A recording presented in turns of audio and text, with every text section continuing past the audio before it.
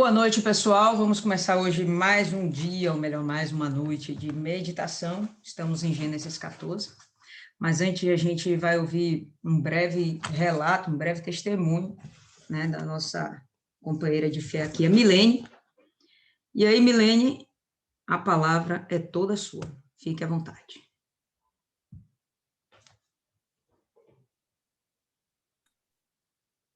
Olá, me chamo Milene.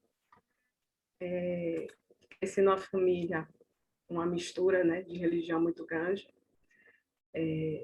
cada um seguindo uma linha, e eu fazia parte do grupo que acreditava que não era necessário você ter uma religião, você estar frequentando alguma igreja para você ter comunhão com Deus. Eu me considerava uma pessoa de muita fé, lia a Bíblia, acreditava no Senhor Jesus como Salvador, mas sempre encaixando essa fé nas minhas convicções, nos meus achismos e nas minhas opiniões. E claro que naquele momento eu não pensava assim, eu achava que a forma que eu pensava era correta e que eu podia desenvolver uma intimidade com Deus, ter uma comunhão com Ele dentro da minha própria casa e sem necessidade de você estar em alguma igreja ou seguindo alguma religião. Mas era aquele tipo de fé que bastava uma brisa de problema para você já ficar aterrorizada, com medo, já vacilando, que é aquela coisa muito emotiva. Eu sempre fui uma pessoa muito sentimental, muito chorona, insegura. Eu era...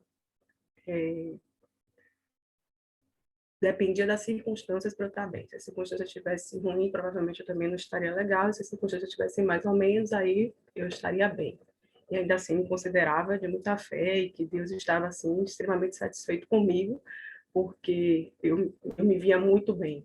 Eu sempre me autoavaliava muito bem, como uma boa pessoa que cuidava da vida, que corria atrás dos seus objetivos, que não fazia mal para ninguém, então não tinha motivo, né, para não ser salvo ou não estar no agrado de Deus. Nessas misturas todas de religião, sempre me chamou muita atenção a fé de minha tia, que é a irmã mais velha de minha mãe, que desde que a Igreja Universal chegou em Salvador, ela frequentava. Então, ela sempre apresentava muita firmeza diante das circunstâncias, dos problemas e das brigas que existiam em casa, e sempre com a palavra, uma postura muito forte, de muita fé, e aquilo eu sempre me chamou minha atenção, eu sempre admirava. E com o tempo, minhas tias, irmãs dela também foram passarem para a igreja, mas o que mais se destacou foi quando a minha mãe também entrou. Ela tinha muitas crises de enxaqueca, aí minha tia vinha com óleo ungido, orava, e aquilo me chamava a atenção, porque assim minha mãe melhorava. E quando ela passou aí para a igreja, eu vi uma mudança total nela, uma confiança diante dos problemas, coisas que eu já vi em minha tia, nas minhas outras tias, eu passei a ver também minha mãe. E como a gente morava na mesma casa, fica mais evidente, porque você convive com aquelas mudanças e isso vai ficando mais acentuado. Então, elas sempre ouviam a programação da igreja, então eu sempre ouvia a palavra do bispo, eu sempre via os propósitos, mas nunca me convidavam, eu ia mais para agradar elas do que achando que existia realmente a necessidade de ir. E nisso, fui seguindo com minha vida. Carnaval, festa, bebendo, e correndo atrás, estudando, trabalhando, e achando que estava tudo bem, mesmo com tudo que interiormente eu tinha. Achava que isso era normal, que são os conflitos que cada ser humano passa, mas que com Deus, com a fé que eu achava que eu sempre tinha em Deus, estava tudo suficiente. Até que uma hora que você cansa, né? Os problemas vão aumentando, o conflito interior vai crescendo junto e você percebe que o caminho que você está indo não está legal. E claro que o propósito, né, que minha mãe fazia por mim, pela minha irmã, também tem um efeito. Antes mesmo de eu entrar para a igreja, eu já parei de beber, porque eu já via que aquilo não me fazia bem, passava muito mal, culpava que era comida, porque eu estou bebendo e comendo, sempre achava desculpa, mas não era bebida. E comecei ainda a ir para as festas, mas sem beber. E aquilo eu comecei a ver que não tinha mais sentido aquilo, aquela forma de vida, via a forma que as pessoas se comportavam e dizia que aquilo não estava legal. Já estava na minha mente trabalhando de que aquilo não era legal e que eu não queria aquilo para minha vida. E aí, um dia minha mãe me convidou. Ela sempre convidava e ela era muito insistente. Às vezes a gente eu trabalhava, normalmente os trabalhos era até sábado, acordando muito cedo, e aí domingo, para a igreja de manhã, era sempre sacrifício. Eu fazia mais para agradá-la. Então, ela puxava a cortina para a luz entrar, para ver se a gente se levantava para ir. Aí, quando eu estava arretada, eu não ia. Aí, outras vezes eu ia.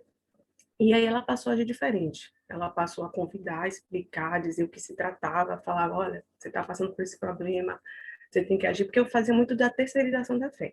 Eu via a fé de minha tia, via a fé de minha mãe, então dava, leva minha carteira de trabalho, olha, estou passando por aquele problema, ore por mim. Então eu fazia muito isso, ia dando os meus problemas para que elas resolvessem, digamos assim, enquanto eu estava aqui, sem compromisso nenhum, e achando que estava tudo bem. Então, ela passou a agir diferente. Ao invés dela insistir, puxar a cortina para a gente levantar, ela convidava, explicava e acordava, se arrumava e ia. Se a gente levantasse para ir, ótimo. Se não fosse, e aquilo me deixa meio atenção, né? Disse, poxa, minha mãe não insiste mais e tal. E eu querendo que ela insistisse para eu ir. E um belo dia, você vê como o ser humano é um bicho complicado. Aí um belo dia eu disse, não, eu vou. Mesmo que minha mãe não me convide, eu vou. E na semana ela convidou. Ela falou, olha, foi o domingo da família, vamos. Aí eu vou. Me arrumei, acordei cedo, fiquei toda pronta e fui. Quando chegou lá, tinha um propósito, passou um propósito que era que você tinha que passar a semana toda, não voltar por uma porta. E aí eu tinha uma coisa com Deus que era assim, eu era um monólogo, só eu falava com ele, eu não ouvia, eu só relatava, meu Deus, tá vendo? Eu quero fazer tal coisa, agora o senhor tá vendo, né? Eu tinha muito essa mania de me relacionar com Deus dessa forma. Também não entendia isso, eu achava que era super normal fazer isso. E aí ele me deu, eu peguei o envelope e já fui logo na minha mente falando com Deus, assim, o senhor tá vendo, né? O senhor conhece o interior, sonda e sabe o que quer ou não. Então, o senhor está vendo que eu quero vir, mas o senhor conhece meu trabalho, sabe tudo que eu enfrento. Então, se eu não conseguir, o senhor já sabe que não foi culpa minha. Eu falava assim, não esperava resposta nenhuma, já tinha aquilo na minha mente e acabou. Aí, nessa semana que eu peguei o envelope, que eu tinha dito dentro da igreja mesmo, na minha mente, falando com Deus, na segunda-feira eu fui trabalhar e uma coisa extraordinária aconteceu. Eu morava caminho do meu chefe, né? Ele tinha carro, e ele me levou para casa dando carona a semana inteira. Uma coisa que em mais de 2 anos de trabalho nunca tinha acontecido. Se ele me deu uma carona uma vez, 2 vezes, uma vez na semana era muito, um mês era muito, imagine na semana. Ele me levou de segunda a sexta, sem saber, não tinha dito nada para ele. Ele desligava o notebook, bora para casa, tá na hora, encerrou o expediente e me levou para casa. Eu chegava com tranquilidade, me alimentar tudo e com calma para a igreja. Aquilo ali me despertou muito. Então, daquela semana em diante, daquele domingo que começou no domingo em diante, eu nunca mais parei. Eu vi que era aquilo, era onde Deus queria que eu estivesse, e não parei mais. E aí começou a minha luta, né? Porque imagina, uma pessoa que achava que com ela estava tudo bem, passar a ouvir as coisas que eu passei a ouvir, identificar com o que era dito, eu comecei a perceber que eu tinha tudo aquilo que ia falando, e aí eu fui mais me entregando, passei aí as quartas, o pastor fez um propósito de quem queria mais de Deus, passar aí dia de sexta, depois da reunião, à noite, né? Aí passei para a reunião de sexta e ficava até a aula que ele dava à noite sobre a questão do batismo. Eu não tinha me batizado, nisso já estava caminhando para quase um ano de igreja, eu ainda lutando, resistindo, achando que aquelas palavras de que vai virar uma crente, ou você vai entrar para a igreja, depois você sai, vai querer ficar como essas pessoas que ficam de igreja em igreja, esse conflito todo. Mas cada vez que eu ouvia, que eu meditava, que eu comparava como eu era antes e como eu estava ficando, eu via que realmente não era coisas de religião, é coisa de você ter uma intimidade, você desenvolver essa intimidade com Deus e você abraçar aquela palavra, não moldando a sua vida, mas você se moldando a palavra. E aí eu passei a me jogar, a orar, a buscar em casa e a obedecer o que era dito realmente na igreja para se fazer dos propósitos e tudo. Fui muito me abraçando. Ainda assim, demorei um ano para me batizar. Quando eu tomei a decisão do batismo, eu tomei a decisão, não falei com ninguém, e me preparei, porque eu aprendi a importância de decisões e propósitos que você vinha fazer, a importância de você se preparar para aquilo. Então, eu fiquei, na semana que eu me decidi que eu me batizar no domingo, eu fiquei me preparando, jejuando, orando, meditando, me afastando para que eu não tomasse um banho, mas que sim eu fosse viver um novo nascimento. como era ensinado e como eu cria que assim que tinha que acontecer. E aí, minha avó, ela também era da igreja, mas por problemas de saúde e tudo, ela já não estava mais indo. E ela sempre ficava na varanda, lendo a Bíblia, e eu chegava, fazia minhas coisas e sentava ali com ela de noite e comecei a contar tudo que eu estava aprendendo, como aquilo estava agindo comigo. E aí ela me disse que ela não tinha se batizado, mesmo com anos de igreja. Eu disse, não, não pode ser. Aí eu comecei a passar para ela o que eu estava aprendendo e chamei, disse, vamos nos batizar, é o caminho para a gente tá desenvolvendo nossa relação com Deus, para a gente entender mais do Espírito Santo. Ela tinha uma dificuldade também em relação a entender o que era o Espírito Santo, tudo, e eu passei a explicar para ela, e nos batizamos no mesmo dia. Minha avó foi, a gente se batizou, e aí 1 ano depois que eu estava na igreja, a gente se batizou nas águas. Foi um dia, assim, glorioso, porque depois desse batismo, que eu me batizei, tudo mudou. Eu As coisas para mim, para a gente, eu falo para a família em geral, sempre foi com muita dificuldade. Eu sempre vi assim, se para os outros era difícil, para a gente parece que a luta era dobrada. Então, eu sempre fui de estudar para concurso, batalhar muito, e tudo vindo com muita luta, muita dificuldade. E eu lembro que eu tinha feito um concurso, meu propósito da igreja firme, eu passei em primeiro, mas não tinha qualquer previsão de ser chamada. E nisso eu fiz, me batizei no domingo, quando chegou na segunda, recebi a convocação. Então, a minha mudança da minha vida espiritual veio junto com a mudança na minha vida profissional. Veio casadinho. E a transformação na vida familiar. Porque quando eu me batizei, aí veio as críticas, né? Foi assim instantâneo. Foram pro meu batismo, até então todo mundo achou lindo tudo, mas depois, com a mudança de postura, que é natural, ninguém te força, você faz uma mudança, você vai refletindo suas atitudes, você vai mudando. E quando eu tive a consciência da importância do Espírito Santo, eu busquei de todas as formas me autoanalisar e focar nisso. E aí as pessoas em volta não entendiam essa minha mudança, né, de deixar de ir para certos lugares. Então se levantou muita crítica, assim. Quando você é criticada de fora, aquilo não te afeta tanto quando é de dentro, quando é da sua casa. Porque as pessoas, aquelas opiniões têm importância para você. Óbvio, são pessoas importantes, então vai ter importância na sua vida. Então foi muito difícil para mim. Tinha sido pouco tempo que eu tinha me batizado, então eu fiquei muito conflito. E, e Deus sempre falando comigo, Espírito Santo me preparando, fica tranquilo, eu sou contigo. E aquilo me renovava, e depois vem uma e eu me renovava de novo, mas não foi fácil. E quando eu comecei nesse processo do Espírito Santo, foi quando eu vi no jejum de Daniel a chance, né, de eu conseguir me desvencilhar de tudo que estava impedindo de eu receber o batismo. O jejum de Daniel já tinha me chamado a atenção antes, porque acho que o primeiro foi em 2011. E eu me lembro muito bem, quando eu estava lá lavando a roupa, minha tia ouvindo a programação da igreja, as pessoas falando, é, eu ligava para a rádio, contava a experiência que teve, eu recebi o Espírito Santo, eu me lembro que tinha aquela música que Cristiano Cardoso cantava, e aquilo ficou muito na minha cabeça, achei, poxa, que sensacional essa experiência que as pessoas estão contando, achei aquilo muito maravilhoso, mas estava naquela etapa da minha vida que não achava que igreja era desnecessária, mas me chamava a atenção todas aquelas coisas. Então, quando teve o jejum de Daniel, nesse período, depois do meu batismo nas águas, e na minha luta comigo mesmo para o batismo com o Espírito Santo, eu fui para o jejum de Daniel. Mas eu ainda tinha o vício do monólogo. Eu não dialogava com Deus, eu só falava. E aí, nesse monólogo com Deus, eu disse, olha, eu vou fazer um jejum, mas o senhor sabe, né? É uma coisa nova, eu não quero me comprometer com o senhor de fazer uma coisa de, sei, 21 dias e depois jogar para cima, então eu vou fazer só 3 horas. Aí eu dizia para ele não esperava a resposta. Ele dizia, oh, meu Deus, eu vou fazer só 3 horas de jejum, então você vai ver que eu vou ser 3 horas sinceras. Mas nada, eu fiz o jejum completo, não teve 3 horas nem nada. Porque cada vez mais que eu me afastava das coisas que ocupavam, que me distraíam, eu ia crescendo, ia me dando uma alegria, aquilo, me aprofundar mais, me separar e me aprofundar mais, e me completava, me dava uma... Era tudo diferente. Mas passou os 21 dias e eu não recebi o batismo. Então começa a ansiedade. Aí eu comecei a viver ansiedade, toda vez que o pastor chamava, aqui você quer um teu Espírito Santo, vem aqui na frente. Eu ia correndo na frente, eu ficava orando. Aí durante a busca eu já pensava, o pastor vai botar a mão na cabeça, recebe o Espírito Santo, eu vou receber. Nada. Aí eu saía com leve, muitas vezes feliz, mas com a certeza de que eu não tinha recebido.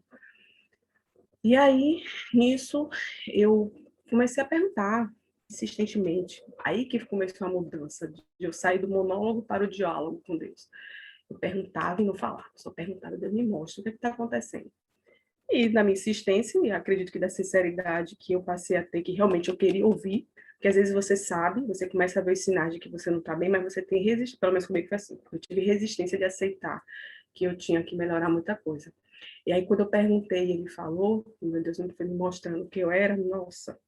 Não que ele me mostrou de uma forma que eu me sentisse assim, mas eu reconheci o quanto de orgulhosa, de suja, de tudo que eu achava que eu era maravilhosa, caiu tudo por terra.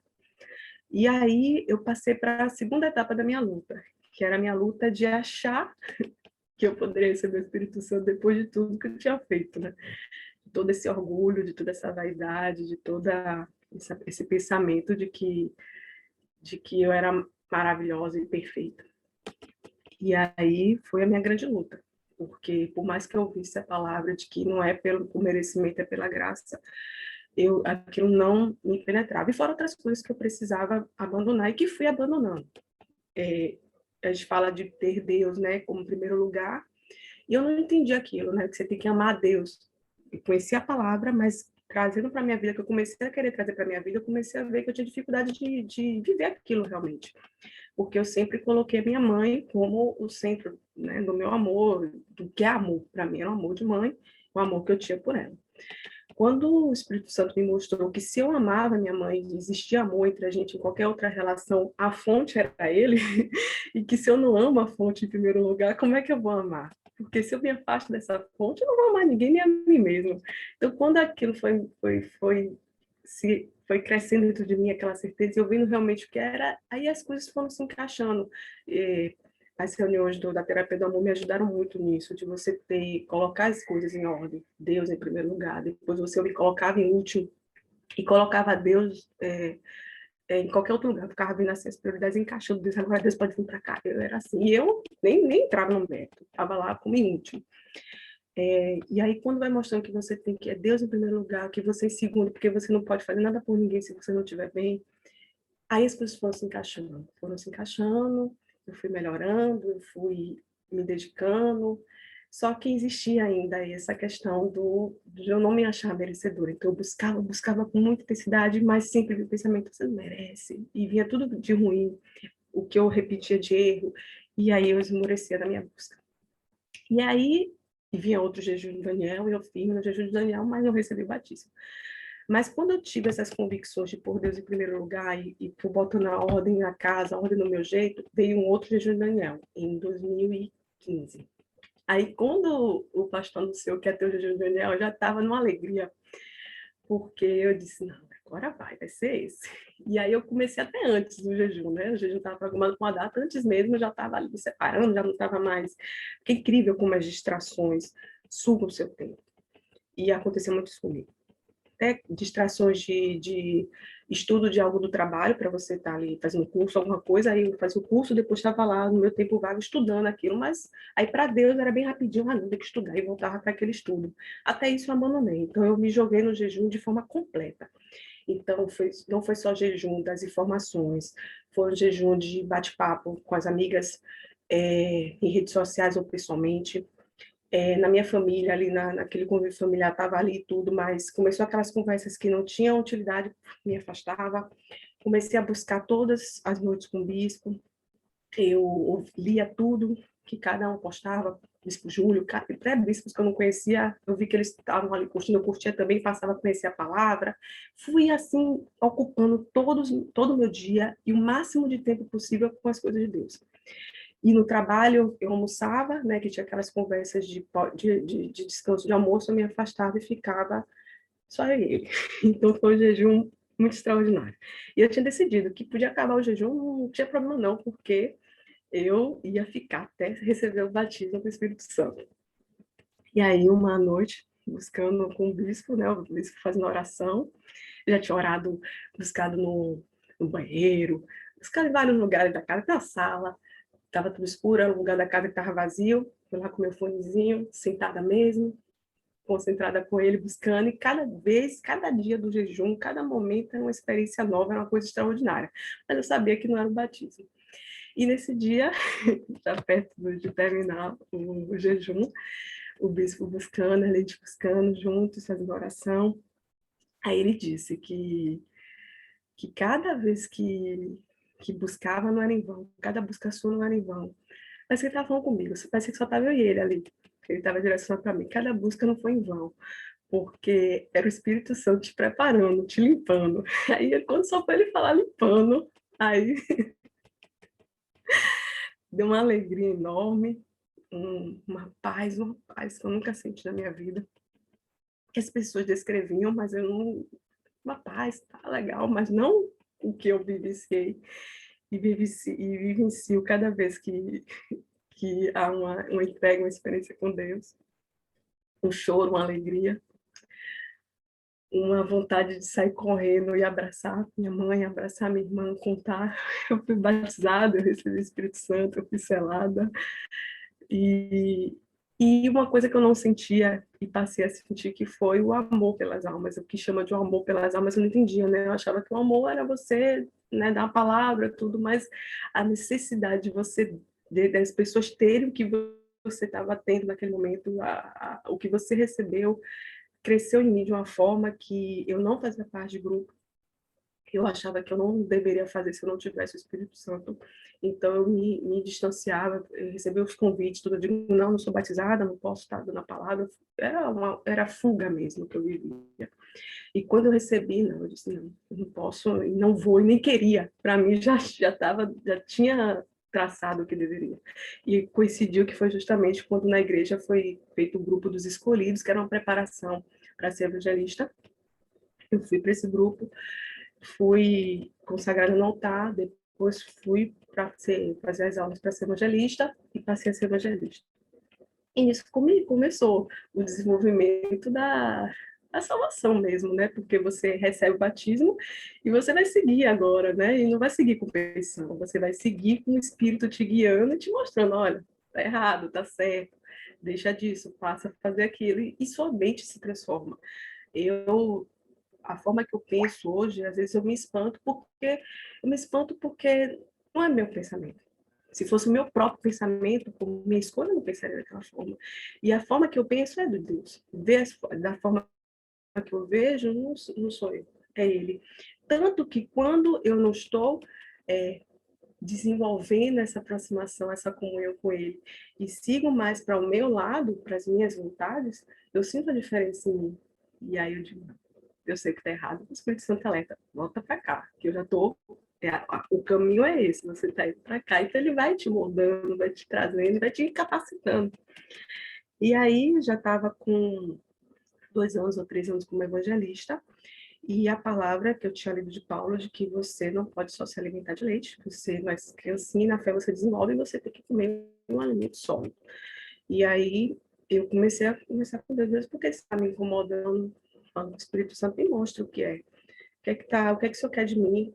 Toda vez que o Senhor falou forte comigo, que onde o Senhor me queria, eu entendia e fui. Assim foi na igreja, quando eu comecei. Assim foi quando o Senhor me deu a convicção que eu precisava me batizar. Eu me preparei para isso e tem sido na minha vida e quero que continue assim. Então, me mostra o que é. Aí, uma obreira foi, me chamou, não esperava, no grupo não tinha, na nossa igreja pequena, né, de bairro, não tinha um UNP. Aí ela me chamou e disse, Milene, aqui vai ter um grupo MP, eu conversei com o pastor, nós vamos começar esse grupo, e eu falei que eu queria que você tivesse no meu grupo. Aí eu nem esperei ela explicar mais nada, eu disse sim, você disse sim, eu quero te explicar. Não, porque eu conversei com Deus, eu falei com o Espírito Santo para me mostrar o que ele queria, e agora você está me chamando, e eu sei que ele me quer aqui. Só que lá na igreja, era uma igreja pequena, então a gente conseguia conciliar os dois grupos, né? Então eu continuei como no grupo de evangelização e estava no NP, mas claro, efetivamente no grupo NP. Então, como estava em formação, estava mais necessitando do meu trabalho ali do que da evangelização. Mas pelo menos o ponto de oração, aí eu conseguia fazer encaixando para poder contribuir, porque uma igreja pequena não tinha computação separadinha como hoje eu vejo aqui na nossa catedral de Vilas. E aí fui caminhando, fomos no grupo, e aí aconteceu de eu me mudar, né? No bairro que eu morava em Salvador, lá no bairro, eu frequentava a igreja do Palmiúdo, e vim para Lauro. Então, a gente teve uma mudança geral, mudança de igreja, mudança de bairro, mudança de casa, e junto com a pandemia. Aí veio a nossa luta, né? Porque tudo isso que nós vivemos, e a gente se distanciando mais, né? No nosso caso aqui, a gente passou mais a acompanhar as reuniões pela igreja, na televisão da igreja, tudo. Chegamos aí algumas vezes para reunião presencial, mas com todas as coisas que aconteceram na pandemia, a gente ficou mais em casa. E realmente não é a mesma coisa. Você sente falta, é como se fosse uma necessidade. Você, espiritualmente, eu não me sentia bem. Mesmo fazendo acompanhamento com os colegas de trabalho, que foi luta em cima de luta, pessoas depressivas, pessoas com pensamento, você acompanhando, as pessoas da igreja que a gente tinha um vínculo, né, próximo, porque tinha pouco tempo que tinha vindo para cá, a gente tinha que contato, na palavra, e um trocando com o outro, mas não é a mesma coisa. E aí foi quando, já tinha alguns meses que nós tínhamos nos mudado, veio o jejum de Daniel, foi o jejum de Daniel, ou foi a Figueira Santa, não me recordo, acho que foi a Figueira Santa. Eu disse, não, meu Deus, eu vou me separar novamente, renovar aqui a minha aliança e vou começar, seja da forma que for, no grupo que o Senhor me chamou e que eu não estou fazendo. Então, é como se eu estivesse em falta, como se estivesse, não, eu estava em falta do Espírito Santo com a missão que ele me colocou. Fez o jejum, acho que lembro se foi o jejum, foi a fogueira, mas foi um propósito forte. No final do propósito, me apresentei para o grupo. E aí foi quando eu me apresentei para a evangelização e para a UNIPE, foi quando explicou que aqui na catedral era diferente, que você tinha que escolher o grupo. Então, por esse chamado forte, que eu sabia que o Deus que me queria no UNIPE, eu optei por ficar no UNIPE, minha mãe, que já era da EVG, da evangelização, continua na evangelização. E aí foi. Aí quando você volta para o trabalho, você se sente, né, é outra coisa. Você está passando por suas lutas, mas você está ali mais firme. E nessa caminhada no grupo de P, conheci Paloma, e ela um propósito.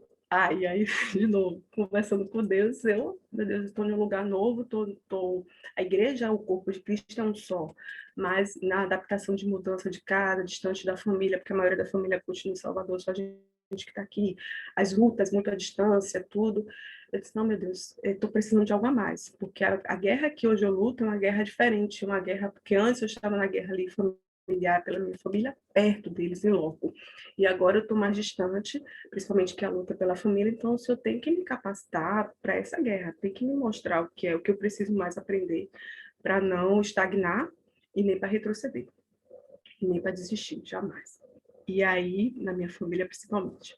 E aí foi quando, conversando sempre com ele, o Espírito Santo sobre isso, falando dessas inquietações todas, aí no carro, vindo de uma reunião do NP, Paloma chegou e me falou, olha, tem um grupo de meditação, eu já fazia a meditação sozinha, a palavra, lendo outros conteúdos, um tempo só no meu quarto, eu e Deus, ali, horas, mas assim, ainda sentia que estava faltando alguma coisa. E aí Paloma me falou que tinha um grupo de meditação da palavra, e ela me chamou. Aí disse, não, coisa postada. Eu disse, entendi agora. Você está me chamando, você quer lá.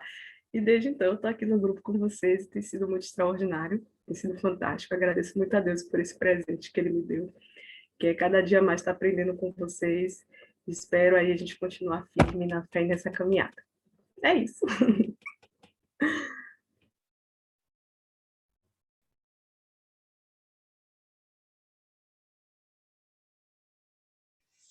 Bacana, eu estou falando aqui com o áudio fechado. Adriana, fazendo discípulos, está repreendido, isso, né? Eu vi isso, eu percebi. Pois bem, bacana. Enquanto você estava aí falando, eu estava aqui fazendo algumas anotações, e uma das coisas que eu percebi aí que no começo as pessoas têm uma dificuldade de entender é que as coisas são pela fé, como você, não, eu quero receber o batismo com o Espírito Santo, mas esperava que isso viesse pela imposição de mãos do pastor, né? E depois, quando supera isso, não, eu não mereço. E por aí vai. E mesmo sabendo que é por merecimento, ainda continuava com dúvida. Então, são coisas que, com o amadurecimento da fé, você viu que você conquistou, e foi pela sua fé mesmo. Você se entregou, você focou naquilo que realmente era o mais precioso, era o mais importante, e, bom, obteve, né, a maior bênção que a gente pode ter aqui nessa terra. E em cima disso, hoje, pessoal, lembra que eu aqui pedi, eu acho que essa parte eu não vou nem gravar, espera aí, rapidinho.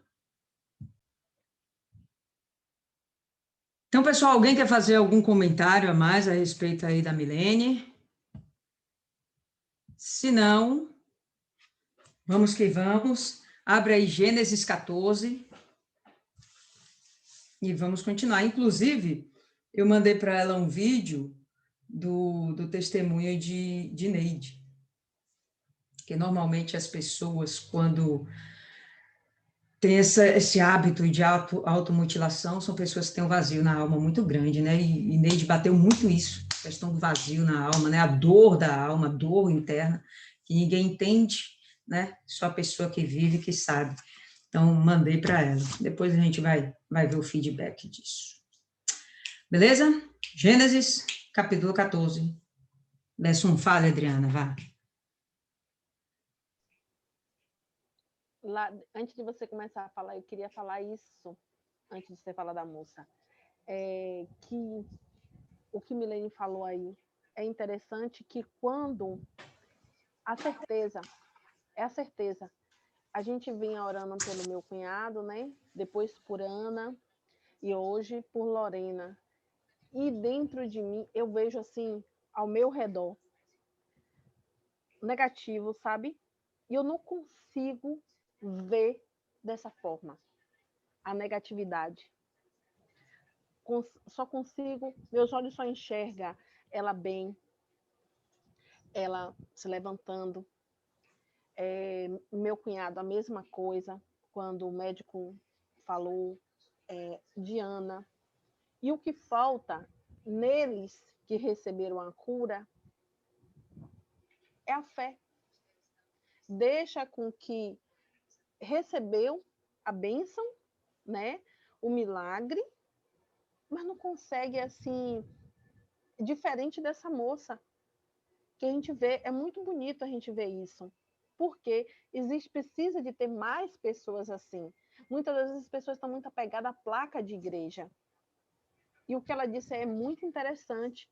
Você pode ser da denominação que você quiser. Eu não digo às pessoas, você tem que vir para a Igreja Universal. Não, vá, mas use a sua fé. Não perca aquilo que Deus te deu. Né? Porque o que Deus... Eu disse ao meu cunhado, morrer, você um dia vai. Agora, eu tenho certeza que não é pela essa doença. Porque o que ele te deu não foi através da sua fé, foi através da nossa fé. Então, uma hora você vai morrer. Agora, não disso. A Ana também é a mesma coisa. Já disse a ela, você tem que se libertar da mágoa. Você tem que se libertar. Agora, ela está pedindo uma segunda opinião, porque não está crendo mais nos médicos do Aristide Maltês. Aí eu disse até a Mário, não conversei com ela ainda, mas antes já tinha conversado com ela, como eu falei para você. Ela está com problema no casamento, mas eu disse a ela, rapaz, se foca em você agora. Se foca em você. As outras coisas agora não é importante. O importante é a sua comunhão com Deus. Quando as pessoas começarem a praticar isso, ela e Deus, as outras coisas vão se resolvendo paulatinamente. Quando a gente menos pensa, uma coisa já foi resolvida, outra já foi resolvida, outra já foi resolvida. E tá faltando pessoas, como é o nome da menina? Raquel, é? Milene? Não, a que mandou o texto para você. Deixa para lá, a menina. Você sabe?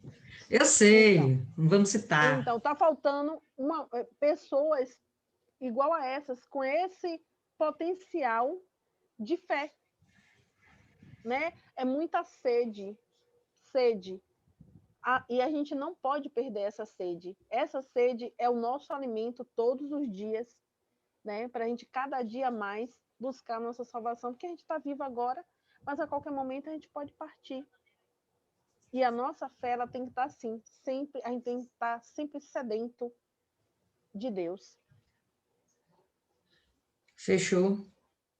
Aí, em cima disso ainda do que você falou, talvez o que impeça essas pessoas, por exemplo, as que você citou, que nós intercedemos por elas, e o que impede, talvez, delas estarem diante da presença de Deus, de se voltarem para Deus, é justamente porque não tiraram do coração ainda aquilo que as prende no mundo, né? Milene aí acabou de falar, não, que estava no meu coração, ocupando o lugar de Deus, o trono de Deus dentro do meu coração, era minha mãe. Pronto, tirei minha mãe fora. Acabou. Ela abriu espaço para Deus entrar. Ela se envolveu com as coisas de Deus, mostrou para Deus que tinha sede, mostrou para Deus que queria, que desejava, fez a coisa com ardor, com violência, vamos dizer assim, com violência de fé, alcançou, né? Então, comentei até aqui, também comentei hoje de manhã com uma de nós aqui, falei a mesma coisa, tira a família do coração. O que está de primeiro? O casamento, tira o casamento do coração. Não, filha, tira a filha do coração. É meu trabalho, tira do coração. Bota Deus realmente em primeiro lugar, deixa o resto para lá. Confia que Deus vai resolver. Afinal de contas, ele é Deus, pô. O que ele quer da gente é a prioridade da gente. Ele quer ser a nossa prioridade. Fez isso, aí é só sucesso, né? A gente vê aí, as pessoas vão desenvolvendo, vão sendo abençoadas. Então, tem que ter foco, confiança em Deus e ele tem que ser exclusividade no trono do nosso coração. Vou deixar de amar minha mãe de forma alguma. Quem é que deixa de amar a mãe? Pelo amor de Deus. Mas ela já não é mais a prioridade. Ela já não é aquilo que tira seu sono, ela já não é mais o seu primeiro pensamento durante o dia, entendeu? Quando acorda antes de dormir, não é o seu primeiro pensamento. Ela faz parte da sua vida. O primeiro é Deus. Ok, pessoal? Mais alguém? Algum comentário? Sim, não? Não? Vamos para o texto. Então, Gênesis 14, 1. E aconteceu nos dias de Anrafel, rei de Siná, Arioque, rei de Elazar, Kedorlaomer, rei de Elão, e Tidal, rei de nações, que estes fizeram guerra a Berá, rei de Sodoma, a Birsa, rei de Gomorra, a Sinabe, rei de Adimá, a Semeber, rei de Zeboim, e ao rei de Belá, que é Zoar. Então, a gente está percebendo aqui que alguns reinos lá do leste, e meio que também do norte, né, aquela região ali, estão se reunindo, né, contra alguns reinos aqui do sul. Depois eu vou mostrar o mapa só para a gente estabelecer isso melhor na nossa cabeça. Qual o motivo, né, dessa disputa? A gente vai ver logo mais. Então, vamos nessa. Todos estes foram reunidos no Vale de Sidim, que é o Mar de Sal, que é o Mar Morto, que é o Mar Salgado, dependendo como está aí na sua tradução, é tudo igual, tá? O Mar Morto. Mar Salgado. Alguém falou aí alguma coisa? Só Jesus, viu, Adriana? Tá? Eles serviram 12 anos a Kedorlaomer, e no 13º ano se rebelaram. Então, tá bom. Tá lá Kedorlaomer, rei de Elão. Elão, que, se eu não me engano, hoje é região do Irã, ou é do Iraque? Eu acho que é do Irã. Tá? Então, esse rei oprimia esses demais reinos aqui, Sodoma, Gomorra, tal. De forma que lhe cobrava os impostos. Não, vocês vão ficar aí, não vou mexer com vocês, mas em contrapartida, todo ano a gente vai vir aqui fazer a coleta. Tudo bem? Não, tá, tudo bem. Só que chega um momento que você cansa de ser escravo. ainda que você seja endemoniado. Chega a hora que você cansa de ser escravo. E foi o que aconteceu aqui com esses 5 reinos, tá? Os 5 reinos que estão lá em redor do Mar Morto, lá no Vale de Sidim. E eles vão dizer o seguinte: no 14º ano, veio Quedorlaomer e os reis que estavam com ele e feriram os refaíns em Asterote Carnaim, que nome bonito, e os Uzins em An e os Emins em Savé Kiriataim. Bom, no momento que esses reinos se rebelam contra Elão, não é um momento adequado ainda para que Elão venha e os ataque. Elão foi afrontado e o que ele faz? Tem um ataque de pelanca e sai correndo atrás dos 5 reinos? Não, ele se planeja direitinho. E por um ano, ele organiza o exército dele, ele organiza uma aliança política e ele vai muito bem preparado para tomar posse daquelas terras, dos despojos e da riqueza daqueles reinos. Pode falar aí, Maiana. Não quero falar, não. E por que tu levantou a mão?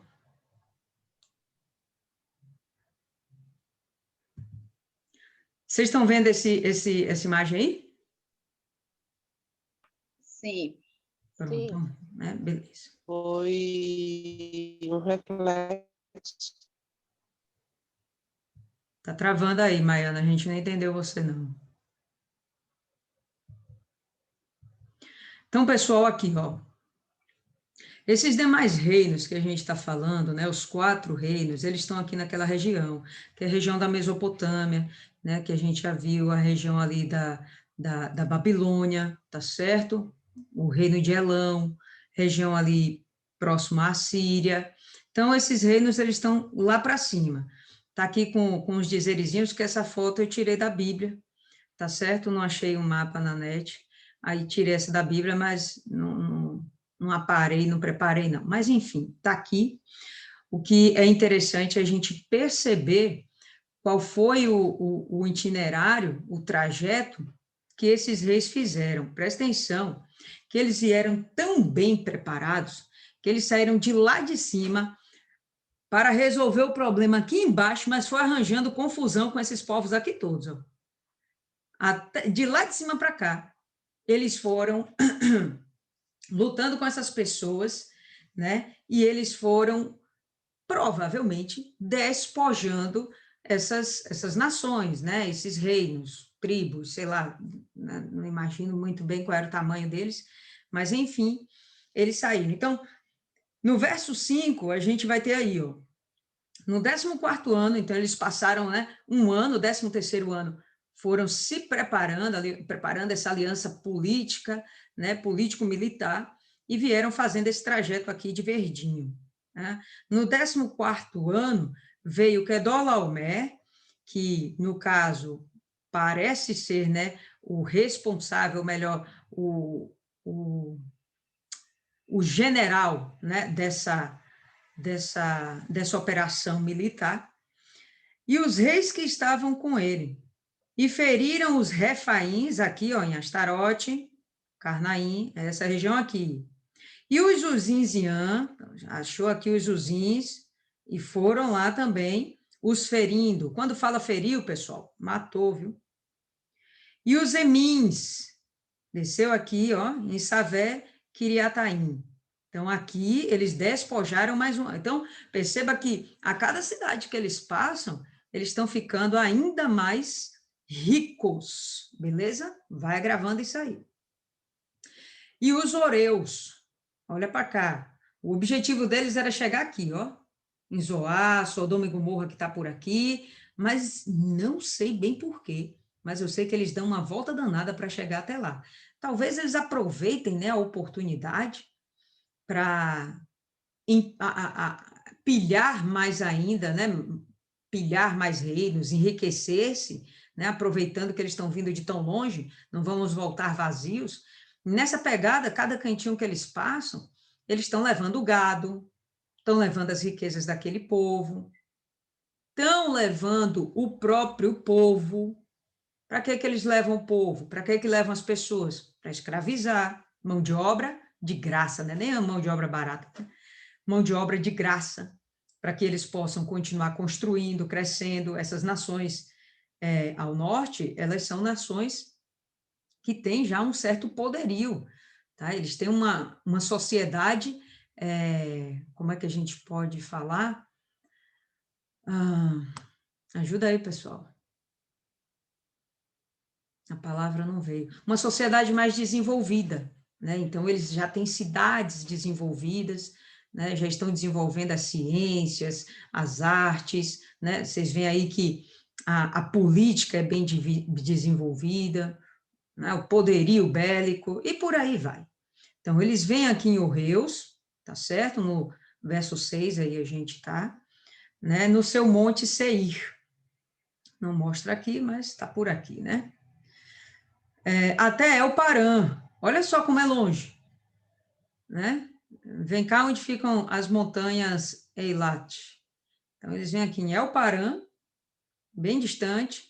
Essa região aqui é um pouco já desértica, tá certo? Ó, você está vendo aqui, deserto sírio-árabe, deserto de Parã, e o Negueb, que a gente já sabe que é deserto também, tá bom? Então, eles vêm, passam por aqui, né? Aqui tem água, então beleza, então a cidade também desenvolvida, e lá vão eles.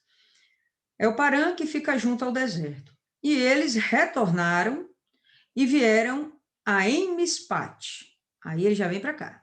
Emispate ou Cades Barneia. Aqui. E feriram toda a terra dos amalequitas. E feriram toda a terra dos amalequitas. E também aos amorreus, que habitavam em Azazon Tamar, essa região aqui, até que eles vão chegar ao Vale de Sidim.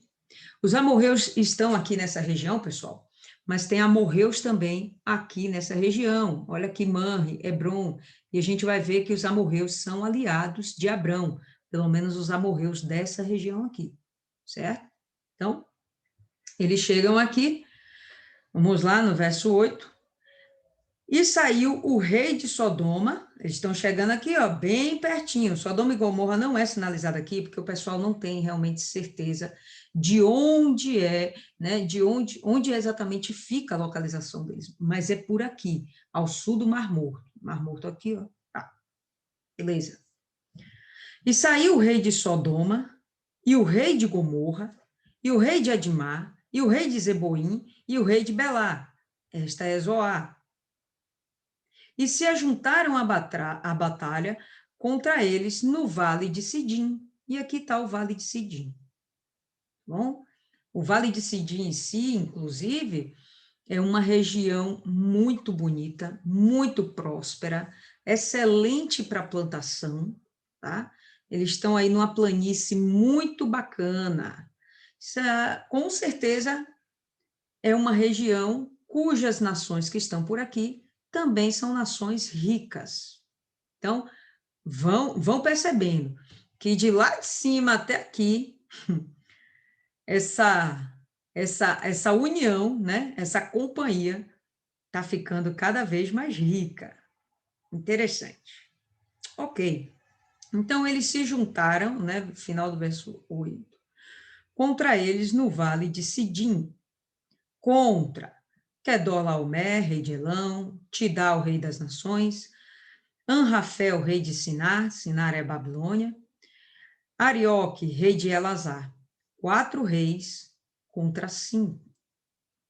E o vale de Sidim estava cheio de poços de betume, e os reis de Sodoma e Gomorra fugiram e caíram ali, e os restantes fugiram para o monte. Então, olha só que coisa interessante nesse verso.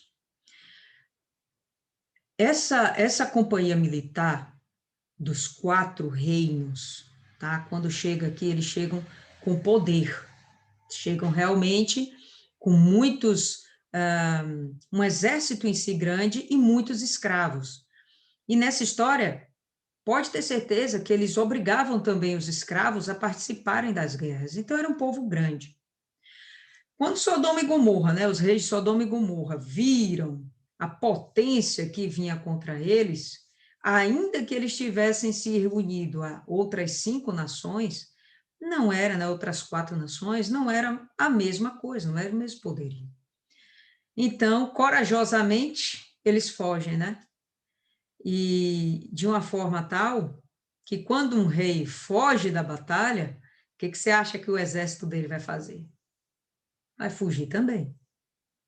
E aí fala que o Vale de Sidim tinha muitos poços de betume. Né? Por que essa citação de muitos poços de betume? Porque na fuga eles caíram em muitos desses poços. E provavelmente o próprio rei de Sodoma e Gomorra, né? O rei de Sodoma, o rei de Gomorra, eles devem ter caído nesses poços também, senão não faria muito sentido essa citação aqui. Mas os reis fugiram no desespero, caíram nos poços e muitos acabaram morrendo nos poços, mas eles conseguiram se livrar. E o bacana é a gente observar aqui, os restantes fugiram para o monte. Eu acho isso interessante. O monte sempre é lugar de refúgio, né? Se a gente for espiritualizar a coisa, os montes sempre são lugares de refúgio. A gente vai ter montes aqui e a gente vai ter montes aqui também. Para que lado eles fugiram, não sei. Aqui também a gente vai ter alguns montes. O certo é que tanto o rei fugiu, como seu exército e povo fugiu. Então, sem sombra de dúvidas, essa campanha de Kedorlaomer, com certeza, saiu daqui com muito mais riqueza. Ok? Então, a gente vai ver aí no verso 10. Mentira, no verso 11.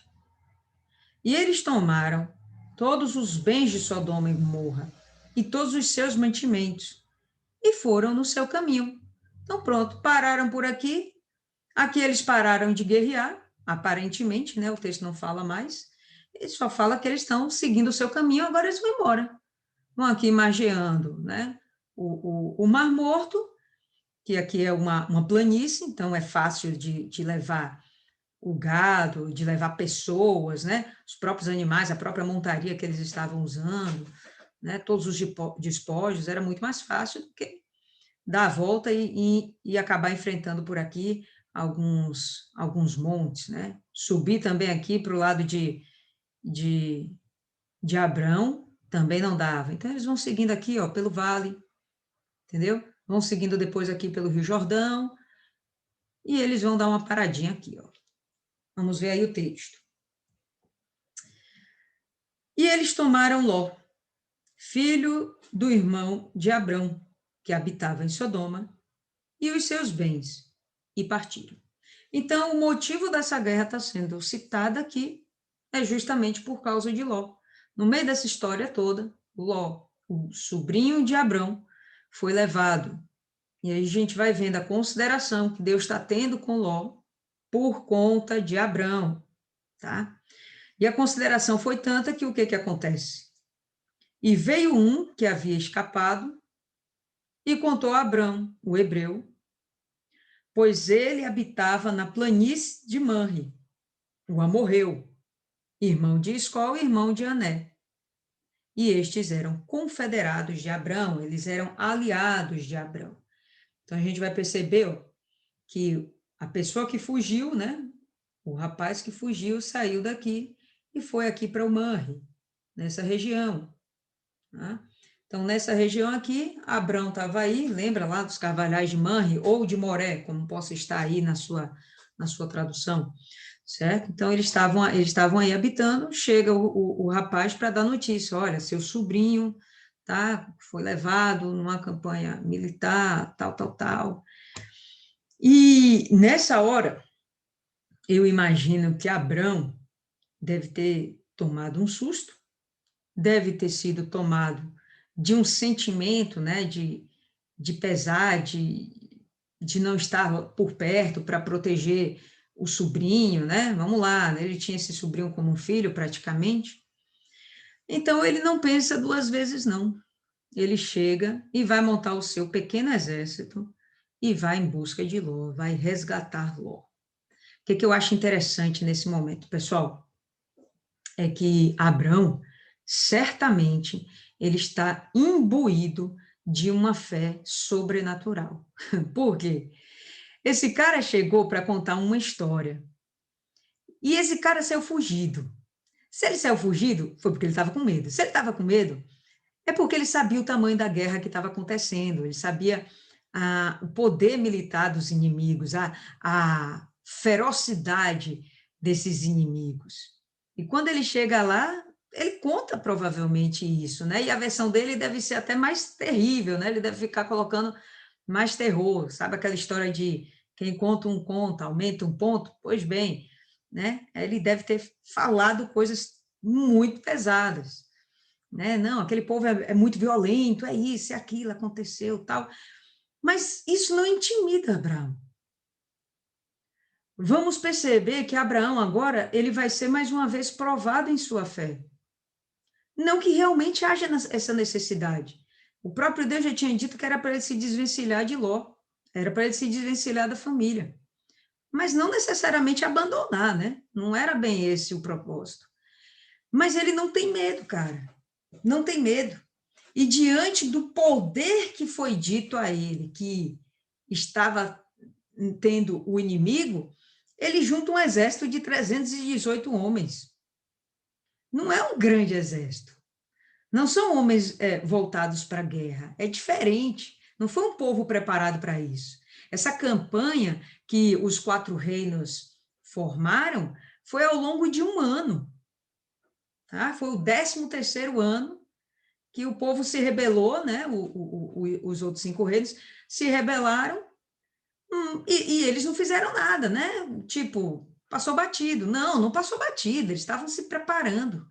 Abraão recebe a notícia e ele não tem tempo para se preparar. Ele nem pensa nisso.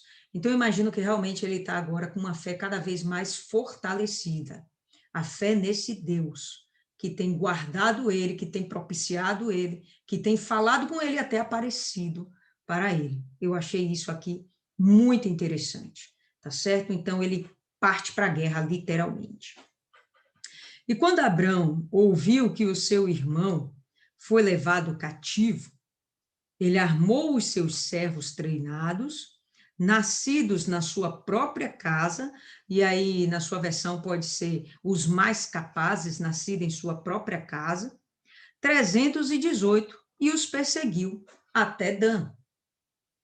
E ele se dividiu contra eles, ele e seus servos, à noite, e os feriu e os perseguiu até Obá, que está à esquerda de Damasco. Damasco está um pouquinho mais aqui para cima. Tá? O que eu acho interessante? Quando esses 4 reinos, essa companhia militar, chega aqui nessa região, quando eles chegam aqui nessa região, potencialmente eles estão descansados. Descansados por quê? Porque eles não estão viajando, não está sendo pesado? Não, descansados no sentido, ninguém vai vir contra a gente. Quem vai vir contra a gente? Quem vai se meter com a gente? Que exército é mais poderoso que o nosso? Os caras já derrubaram aqui os refaíns, os uzins, os emins, os oreus, os amalequitas, velho. O cara deu conta dos amalequitas. Pegou aqui os amorreus, os 5 reinos, e saiu subindo aqui de boa. Ninguém mexeu com eles. Ninguém mexeu. O pessoal sabia que eles eram realmente uma potência. Ninguém mexeu com eles. Então, eles estavam descansados. Em outras palavras, eles não estavam em alerta. Esse é o meu pensamento. Não acredito que eles estavam em alerta, porque o exército deles não devia ser pequeno.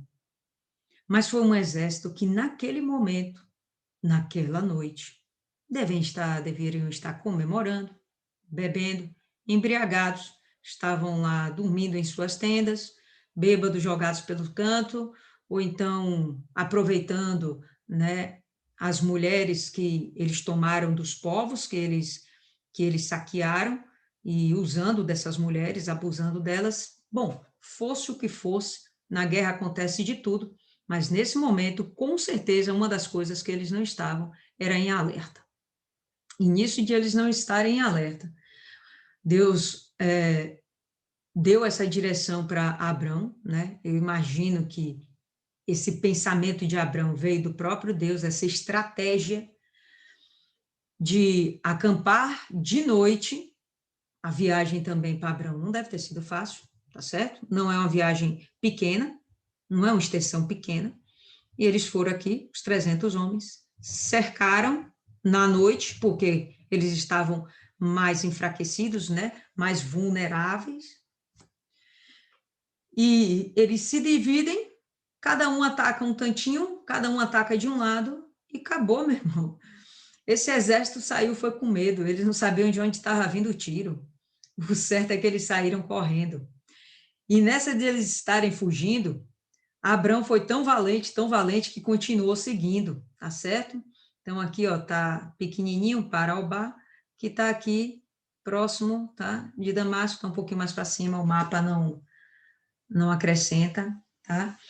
Mas percebam o poder da fé, a confiança em Deus que Abrão está agora. Olha só a diferença que esse homem está agora. Vou fechar aqui.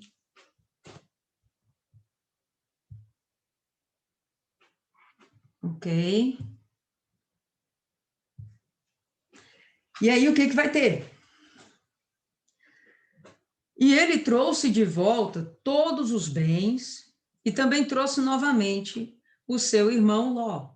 E a gente já sabe que irmão é pelo fato de fazer parte da mesma família, não necessariamente o grau de parentesco. E também trouxe novamente a seu irmão Ló e seus bens e também as mulheres e o seu povo. E o povo, melhor dizendo, tá certo? Então, o que Abrão aproveita e faz? Enquanto os exércitos fugiram, largaram todos os despojos da estrada. Gente, era muito despojo.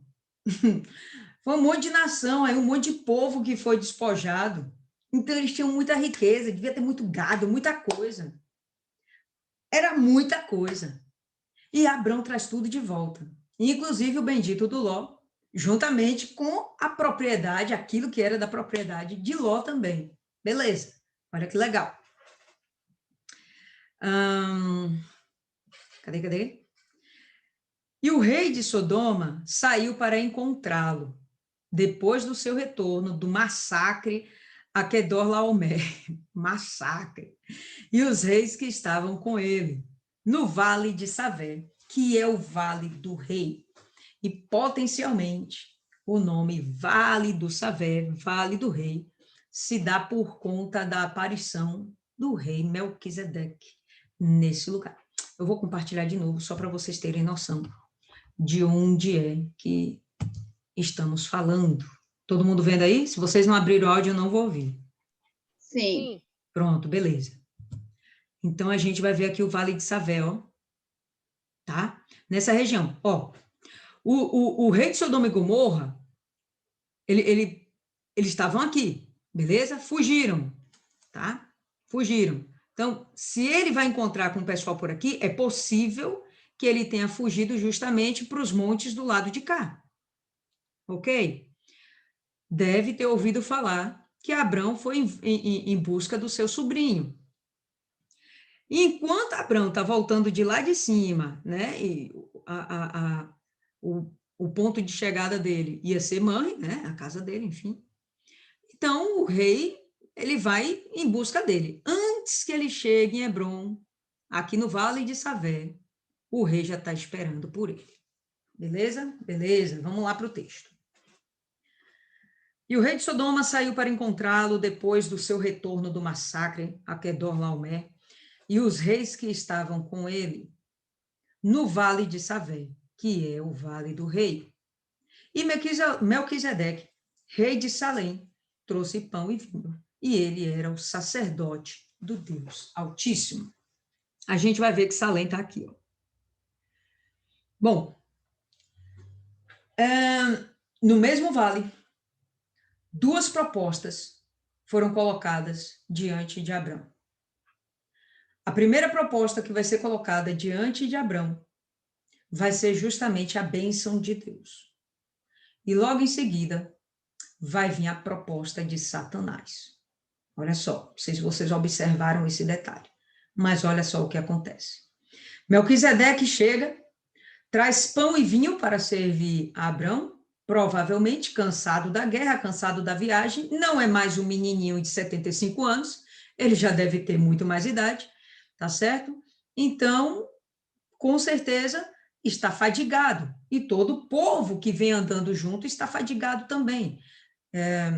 Vem as mulheres dos outros povos, vem todos os homens, vem o gado, vem todo mundo junto, mas Melquisedeque parece que ele vai focar em servir Abrão.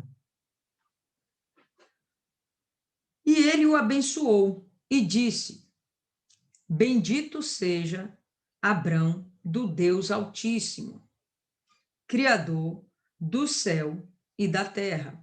Então, bendito seja Abrão, e ele dá um nome para Abrão, Abrão do Deus Altíssimo. Deixa eu ver aqui como é que está na outra versão, só para a gente... Aqui. Abençoou ele a Abrão e disse: bendito seja Abraão pelo Deus Altíssimo. Seja como for, quem está fazendo com que Abrão seja abençoado é o próprio Deus. É uma coisa também muito interessante para a gente observar. O rei Melquisedeque, ele chega e fala: olha, quem está te abençoando é o próprio Deus, então seja bendito. E ele continua: e bendito seja o Deus Altíssimo, que entregou os teus inimigos nas tuas mãos. E nessa história, a gente vai ver que Melquisedeque faz questão de sinalizar para Abrão, de firmar para Abrão quem foi que deu essa vitória para ele. E, bom, a gente não tem dúvida, né, pessoal? 319 homens chegar lá e detonar um exército poderoso é coisa de Deus, não tem o que cogitar, não tem o que discutir, certo? Então, essa proposta que é feita aqui no Vale de Savé, Abrão toma posse, imediatamente ele toma posse, tá certo? Outra coisa para a gente observar, perceba que quem abençoa é o maior, perfeito? Então, o pastor abençoa o obreiro pode abençoar o membro, mas o obreiro não abençoa o pastor, não é assim. O obreiro não abençoa o bispo, não, não é assim. É o de cima que abençoa o de baixo. Mas vocês percebem que esse de baixo, Melquisedeque, ele abençoa a Deus? Bom, então ele não é tão de baixo assim. Eu vou insistir que ele é Jesus, mas não vou entrar novamente nessa discussão, que a gente bateu isso bastante em Hebreus, cada um ficou com sua opinião e não tem problema. O importante é você continuar acreditando em Jesus, acabou. Mas ele, sem sombra de dúvidas, é alguém que tipifica o Senhor Jesus. E é interessante que ele chega com pão e vinho. Ora, quem é a pessoa que a gente vê falar do pão e do vinho na Bíblia? O Senhor Jesus, tá? É uma tipificação do corpo do Senhor Jesus, a carne e o sangue. Então, para mim, é o próprio Senhor Jesus personificado. E ele vai e abençoa, não só o próprio Abraão, como também abençoa a Deus. Bom, como assim ele vai abençoar a Deus? Mas, enfim, ele abençoa. Bendito seja o Deus Altíssimo que entregou os teus inimigos na sua mão. E ele deixa muito bem claro, você tem consciência, né, Abraão, que você teve essa vitória, porque Deus te deu. Ele deu o dízimo de tudo. Bacana. Ele deu o dízimo do quê, pessoal? Dos despojos da guerra. Despojos. Foi muita coisa, meu irmão. Foi muita coisa. Então, Melquisedeque saiu de lá muito mais poderoso do que já era, entendeu? É verdade, é verdade. Tem esse ponto aí também. Mas a gente discute isso em outro momento. Agora, vai confundir. E quando ele chega, dá o despojo de tudo, tá certo? ele honra a Deus. E é a primeira vez que a gente vai falar aqui de dízimo, tá certo? É a primeira vez que a gente, inclusive, está vendo ser falado aqui que Abrão era hebreu. Esse termo hebreu é a primeira vez usada aqui nesse capítulo, tá certo? Então, é a primeira guerra que é evidenciada na Bíblia, é a primeira guerra que o povo de Deus vai entrar e vai participar, tá bom? Tem muita coisa inovadora aqui. E é a primeira vez que aparece Melquisedeque na Bíblia, e também é a última. Digo assim, como aparição. Ele vai ser citado ainda em Salmos, vai ser citado em Hebreus, mas a menção dele como aparição é a primeira vez e última que aparece aqui. Ok? Ele deu o dízimo de tudo e tranquilidade. E o rei de Sodoma disse a Abrão, olha a proposta agora de Satanás, dá-me as pessoas, ou pode estar aí na sua versão, dá-me as almas, e toma os bens para ti. E aí a gente sabe que, na verdade, essa é a grande proposta de Satanás. Me dá sua alma, que eu vou te dar tudo mais do que você quer. Teve um filme que eu assisti, eu não lembro mais, eu era adolescente quando eu assisti esse filme, que era de um homem que ele era cantor de rock, e ele queria fazer sucesso, e ele acaba fazendo pacto com o diabo, né? O diabo não aparecia com rabo e chifre, né, pessoal? Ele aparecia um cara de paletó e gravata, aquela coisa toda, né? E fazia o pacto, não, você vai ter sucesso, mas eu quero sua alma. E aí o filme vai contando, né? Todo o ápice que ele chega, o auge que ele chega, ele realmente consegue muitos bens, como a proposta aqui do rei de Sodoma. Ele consegue muitos bens, ele consegue sucesso, fama, ele é reconhecido, ele sai na TV, o pessoal pede autógrafo dele, a mulherada cai em cima, mas cada vez mais ele continua, ou melhor, continua não, cada vez mais ele vai ficando angustiado com o vazio que tem dentro de si, nada disso supre a vida dele, e aí ele vai começar a ter uma luta com Satanás para requerer a alma dele de volta. Se eu não me engano, no final das contas, ele consegue tomar a alma dele de volta, não me lembro bem como, tá? Mas foi um filme que ficou na minha cabeça, e na hora que eu li isso aqui, eu percebi, poxa, essa proposta foi feita para aquele cantor lá atrás. A gente sabe hoje que muitas dessas pessoas de sucesso, atores, cantores, grandes empresários, a gente sabe que muitos, eles fazem pacto com o diabo para que eles venham ter sucesso. Óbvio que o diabo vai dar até o mundo, porque o diabo não quer isso. O que ele quer realmente são as almas. E a proposta que ele faz aqui é justamente essa, ó, me dá as pessoas. Por que as pessoas? Por que as almas? Porque ele vai continuar escravizando. Sodoma e Gomorra era uma cidade desenvolvida. Como é que ela cresceu? À custa de quê? Da escravização de outros povos, da escravização de pessoas, entendeu? A gente vai perceber isso com várias nações. Todas as nações vão ter esse tipo de trabalho. Todas as nações vão desenvolver isso, entendeu? Tem a guerra, toma conta daquela região, capta o povo e bota o povo para trabalhar como escravo. A gente já sabe como é essa história. E Satanás, o objetivo dele é manter também o povo escravo, cativo, né? Acorrentado aos erros, ao pecado, enfim, a ele, né? Ok, vamos ver aí a resposta agora de Abrão. E Abrão disse ao rei de Sodoma, eu levanto a minha mão ao Senhor, bacana, né? Eu levanto a minha mão ao Senhor, como que rendido a Deus, né? Eu estou completamente submetido à vontade de Deus, eu estou sujeito ao querer de Deus, tá? Então eu levanto as minhas mãos para Deus, para o Senhor, o Deus Altíssimo, o possuidor do céu e da terra, que não tomarei nem um fio, nem a correia de uma sandália, que não tomarei coisa alguma que é tua, para que não digas, eu enriqueci a Abraão. E nessa pecada de se ele aceitasse isso, era muita coisa. Por isso que ele fala, né?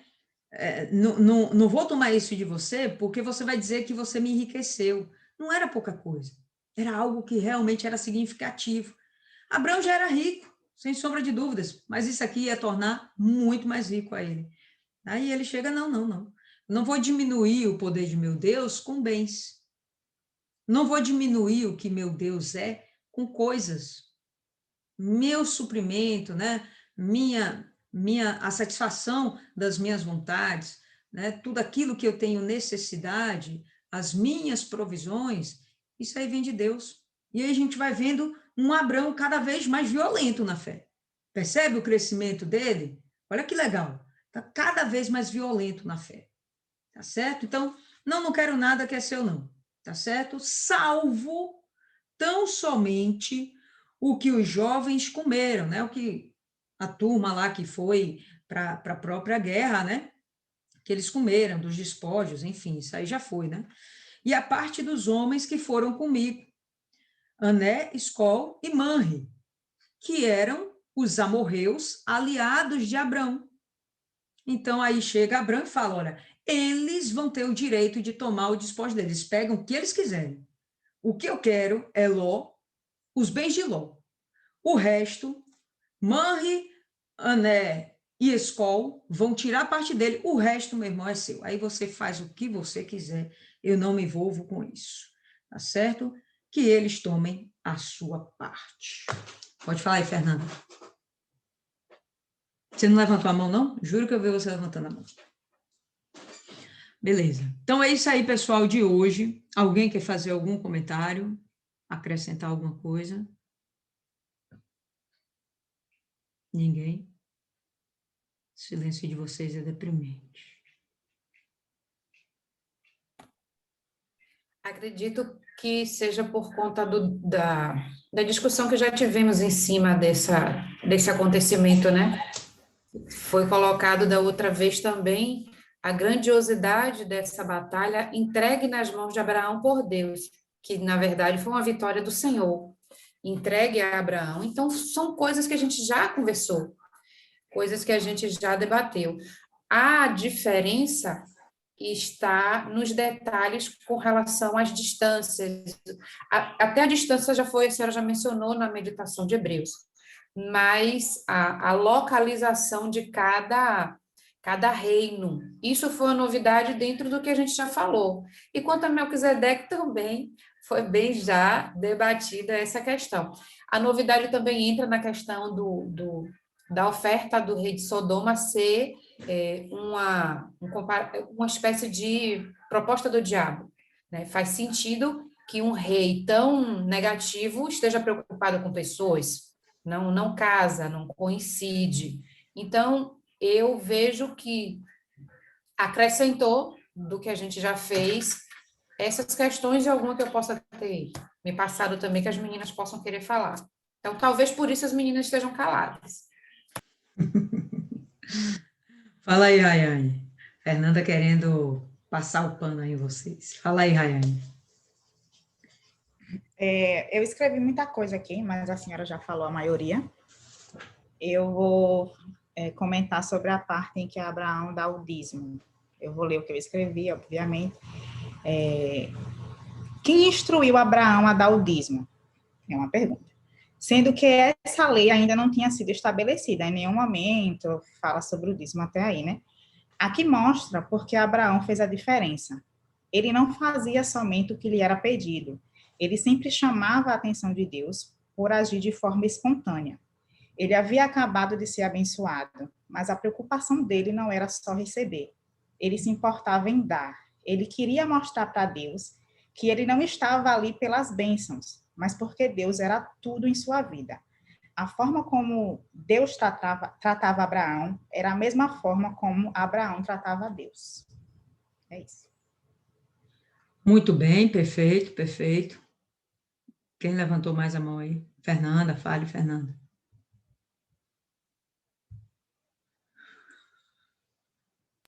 Deixa a dona Adriana falar logo. Senão ela vai ter um filho. Fale, Adriana. Não, isso aí eu deixo para você e Fernanda.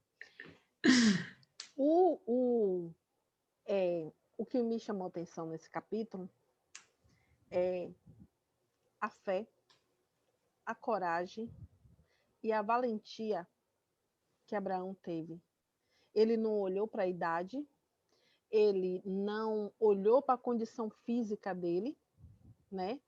Ele só olhou para Deus, né? Se o Senhor for comigo, assim eu irei. E ele fez isso. Ele reuniu 318 homens para lutar uma guerra que nem era dele, né? Como nós fazemos aqui, nos juntamos em oração e em jejum por uma guerra que não é nossa, mas por amor às almas, né? Não vou falar sobre Melquisedeque. O que eu vejo também é a fidelidade, né? Como Fernanda falou aí, sobre, não sei se foi ela ou a Rayane, uma das duas, sobre o dízimo. É a primeira vez que ele, a gente leu até aqui, vê o altar, mas não vê a palavra dízimo. Então, é a primeira vez que é dita o dízimo, né? Ele se viu nessa, não sei se obrigação, ou como uma oferta, ou como um ato de gratidão, dar o dízimo. E não tinha vinculado essa parte do pão e do vinho. Mas quando você falou aí, a gente lembra, sim, do Senhor Jesus, né? E é uma coisa, da mesma forma, quando Jesus faz partir o pão e dando graça, né? Partiu o pão, dando graça, distribuiu entre os discípulos. E ali Melquisedeque deu a uma pessoa só, que foi a Abraão, porque eu acredito que por causa da iniciativa que ele teve, né, de ter ido para esta guerra. Então, Deus viu nele um outro potencial.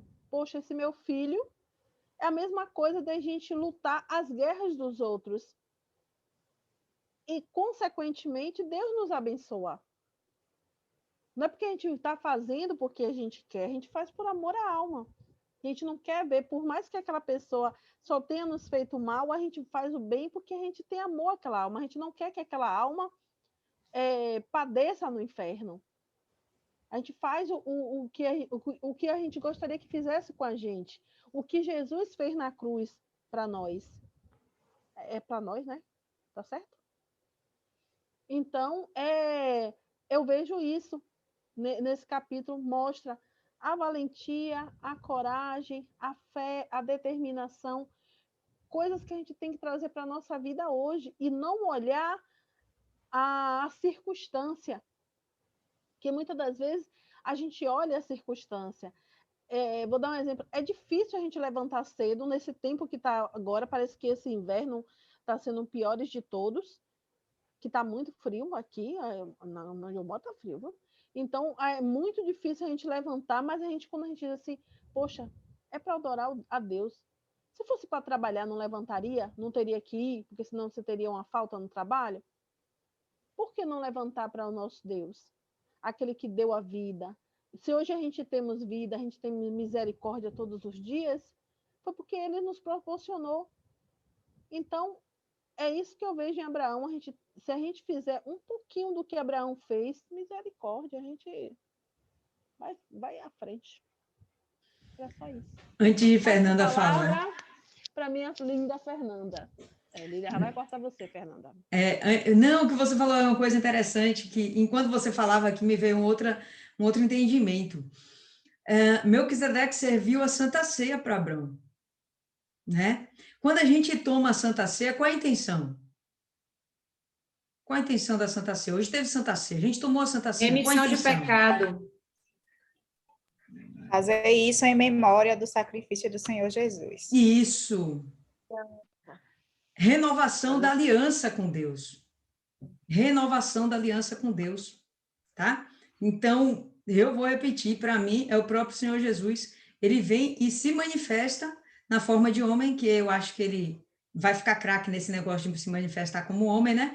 Então, ele vem e se manifesta para Abraão e ele está ali fazendo o pacto realmente com Abraão, a Santa Ceia.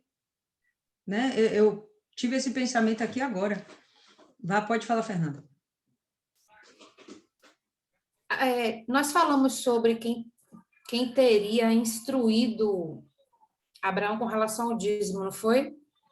Aí a Anne trouxe agora, eu não me lembro a que conclusão a gente chegou, mas eu acredito que a instituição do dízimo partiu a partir da iniciativa dele, né? Ele teve a iniciativa, né? A intenção dele, ele se auto-instituiu essa gratidão a Deus, e a partir dessa atitude dele, se instituiu esse ato de gratidão a Deus, que é devolver o que é de Deus. Acredito que ele criou o precedente. E acredito também que algumas coisas que Deus veio a determinar depois partiu desses acontecimentos aí. Porque há muitas leis que Deus determinou nos livros seguintes, que conforme as meditações que nós estamos vivendo agora, a gente vai vendo as necessidades surgindo e, posteriormente, sendo determinadas leis. A senhora falou da pena de morte, aí vem as leis no futuro que determinam que casos haveriam. Então, são coisas que vão sendo determinadas a partir dessas experiências. Mas a observação que eu queria fazer com relação à origem de Melquisedeque é que a gente, da outra vez, a gente discutiu bastante o fato de que não havia menção de genealogia. Eu não estou aqui discutindo quem é Melquisedeque, eu estou aqui trazendo uma reflexão em cima de outras coisas a partir disso aí. Não havia informação de genealogia, não havia mais questões sobre esse reino dele. Ele era um rei de Salém, que é Salém, possivelmente antiga Jerusalém, tá ok. E por que nunca se falou dele, se mencionou ele ali, a aparição dele, né? Uma única vez, tal, depois se falou dele com uma grande importância. O que acontece? Eu não vou embasar biblicamente, que eu não lembro, mas nós sabemos que Deus tem os seus escolhidos, tá? Não quer dizer que os outros ele não vai salvar, mas ele tem aquele povo que são os escolhidos dele. E, no caso, na Bíblia, se enfatiza bastante a trajetória desse povo, para que disso aqui a gente tire uma linha de conduta, um caminho a partir da palavra de Deus. Mas existe um mundo, né? Uma população. Nessa fase aqui existiam muitas pessoas no mundo, haviam N povos na terra nessa fase. Só que a palavra ela foca aqui na genealogia do povo escolhido de Deus e vai trazendo direções, ensinamentos a partir do caminhar desse povo. Porém, desses outros povos, ninguém conhecia a Deus, todo mundo conhecia a Deus, todo mundo sabia da história de Caim, de Abel, do dilúvio, todo mundo sabia. Todo mundo ouviu as histórias. É como Paulo fala em Romanos, que todos conhecem a Deus, todos sabem do poder, das maravilhas, da glória de Deus, mas essas pessoas escolhem não seguir a Deus. Então, possivelmente, entre esse povo, existiam outras pessoas que adoravam a Deus, que poderiam ter, sim, vida com Deus, comunhão com Deus, a ponto de ser um sacerdote. Eu não estou falando, repito, de Melquisedeque, mas a ponto de ser um sacerdote. Noé não era um profeta, né? Noé não era o profeta, Noé não era companhia. Então, poderiam haver outras pessoas no mundo, nos outros povos, que tinham comunhão com Deus. Essas pessoas não eram mencionadas na Bíblia, porque aqui se segue uma linha de uma mensagem para que a gente venha a ser edificado e siga no caminho do povo de Deus. Mas eu acredito, a partir dessas reflexões que foram levantadas em cima da identidade de Melquisedeque, nesses povos, nessas pessoas entre esses povos, que tinham sim comunhão com Deus. Porque se um no meio de tantos, desenvolveu uma fé, por exemplo, Noé, que na época de Noé, até onde a gente estudou, o mundo estava perdido, né? O mundo todo já estava perdido. Tinha um que guardou a mensagem, um guardou e Deus se apegou a esse um. Então, agora que tem N e N povos, acredito que tivesse, sim, mais pessoas, porém, não estão contidas aqui para que a gente possa fazer relações. Talvez até perdesse a linha do raciocínio divino, vou colocar dessa forma, do que ele queria passar para a gente com a palavra, né? Como eu falei, são as reflexões que a gente tem a partir de indagações que a gente vai fazendo na meditação, né? Enfim, me fiz entender? Sim, para mim, sim. Aí outra coisa aí, quando a Fernanda fala, já vem também uma outra coisa. Então, ele vai lá, serve a Santa Ceia, faz aliança, né, com Abrão, porque quem serve é Melquisedeque. Então, ele faz aliança com Abrão, e Abrão, de contrapartida, faz outra aliança, que é realmente aqui que a gente começa a ver a devolução de dízimos, né? E qual é a função do dízimo?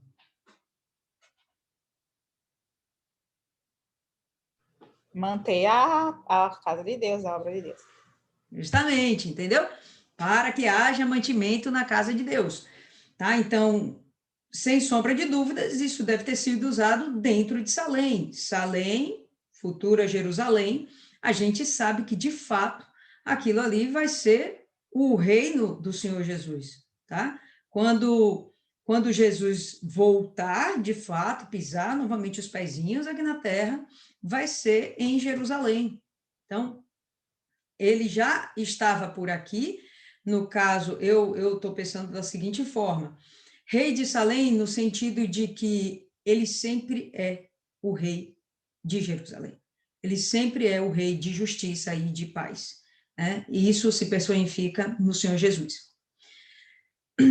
E como uma autoridade, ainda que, de fato, eu estou pensando no Senhor Jesus mesmo, e como uma autoridade espiritual, né, ele leva o dízimo para lá, para o povo, né, usufruir, aproveitar da forma como fosse. Não tinha um templo ainda, né, não tinha uma casa de Deus ainda, tá certo? Então, pelo contrário, os templos que tinham não eram de adoração a Deus, eram templos pagãos. Então, não acredito que foi levado para algum templo. Esse dízimo foi levado para Salém e para o povo de Salém. E eu imagino Jesus abençoando, né? Deixa o gado aí, leva para lá, conduz de alguma forma e aquilo chega a Salém. Mas, enfim, o que eu acho bem mais interessante é que o próprio Melquisedeque propõe uma aliança com Abrão e Abrão devolve uma forma de aliança também. Então, ele faz um pacto do pão e vinho, né? Da carne e do sangue, e ele devolve com a fidelidade nos dízimos, ainda que ele não quisesse nada além daquilo ali. Ele tirou o dízimo do que de fato era dele, tá? Os despojos, eles pertencem a quem tomou posse, quem venceu a guerra. Então, era tudo de Abrão. Abrão dividia do jeito que ele quisesse, tá bom? Então, era tudo dele, ele tirou o dízimo e o resto já sabe aí que não faz, ele não quis usufruir de bens, inclusive, se a gente for olhar um pouco mais friamente, são bens impuros. Está vindo de Sodoma, de Gomorra, dos outros povos também, que são inimigos de Deus, os amalequitas, tá? Então, são pessoas que não adoram a Deus, e essas coisas todas, talvez muitas coisas, não foram conquistadas, né? De uma forma lícita, seja como for. O próprio Abrão não faz questão de nada disso, por quê? Bom, porque ele já é riquíssimo, e não só por isso, porque ele já é a própria bênção, e não só por isso, porque ele tem Deus como seu abençoador, né? Então, falta nada. Então, tem o pacto de ida e de volta. Outra coisa que eu achei... Fala, Adriana, terminei. Pode falar. No fundo, ele não foi atrás de nada disso, ele só queria resgatar Ló e a família. Exato, exato. E aí, outra coisa que eu achei bem legal é que ele vai para uma guerra, tá certo? Ele não tem tempo de se preparar, mas dentro da tribo dele, do povo dele, existem os mais capazes, tá? Esses mais capazes, os mais bem preparados, ele leva, é muito mais fácil conversar e falar sobre estratégias com pessoas que estão bem melhor preparadas, né? Ele não leva qualquer um, ele não leva número, número às vezes atrapalha, então ele foca realmente naqueles que vão dar resultados. E ele vai com estratégia, vai com planejamento, não vai na doida. Não, eu vou na fé. Não, não vou simplesmente na fé. Eu vou na fé racional, uma fé inteligente. Vou fazer a coisa, vamos planejar, a gente vai atacar tal hora, você vai para o flanco de lá, para o flanco de lá, para o flanco de lá, a gente vai chegar e vamos fazer dessa forma. E acabou, tiveram sucesso, né? Realmente, eu acredito que, pela falta de prática em guerras, eu acredito que essa intuição, né, essa instrução acabou vindo do próprio Deus. E a gente está percebendo que ele está tendo cada vez mais uma afinidade com Deus, ainda que o texto em si não esteja falando isso a toda hora. Tá? A gente costuma até falar que Abrão não era lá um homem de oração, era um homem mais de atitude. A gente não vê ele orando toda hora, né? Ele vai levantar no longo do texto, que vai se referir a ele, 4 altares e vai invocar o Senhor, se eu não me engano, essas 4 vezes estão somente, ou são 2 vezes, enfim, que o texto cita assim mais especificamente. Então, a gente fala que é mais um homem de atitude, de fé mesmo, não necessariamente de oração, etc e tal, mas uma coisa é certa, é um homem de comunhão. Ele está fazendo as coisas por onde manter essa aliança com Deus, ao ponto de Deus servir a Santa Ceia para ele. Cara, isso é muito forte, muito forte. Mais alguém? Mais alguma coisa? Não? Ninguém? Quem faz aí a última oração? Thaisa, que estava sumida. Você pode, Thaisa, fazer aí a última oração?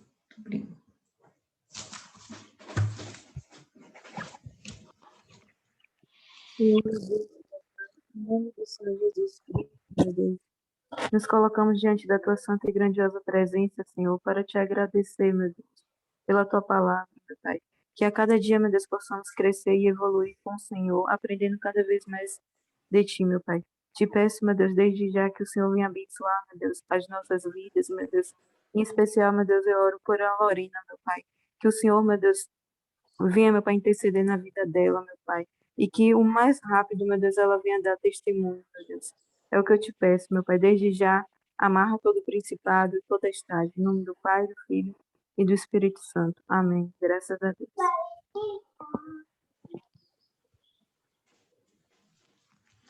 Ok, pessoal? É isso aí, por hoje é só. A Fernanda quer falar, pode falar.